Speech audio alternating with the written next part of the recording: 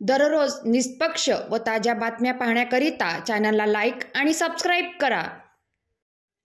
बेला येथील आठवडी बाजारात गावाच्या मुख्य मार्गावर तृतीयपंथी यांचा धुमाकूळ।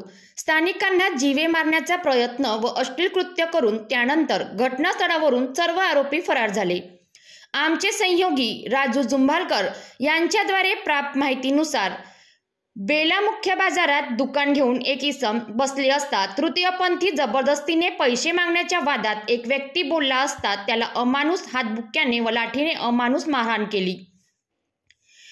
कमलेश कांबळे नामक व्यक्ती यांना तृतीयपंथी यांनी बेदम मारहाण केली असता फिर्यादी कांबळे यांची पत्नी ताबडतोब बेला पोलीस स्टेशन गाठून तक्रार दाखल केली। तसेच बेला पोलिसांनी ताबडतोब यंत्रणा हलवून आरोपीचा शोधाशोध करणे सुरू केले। फिर्यादी जखमी झाला, क्षुल्लक कारणावरून बेदम मारहाण केले।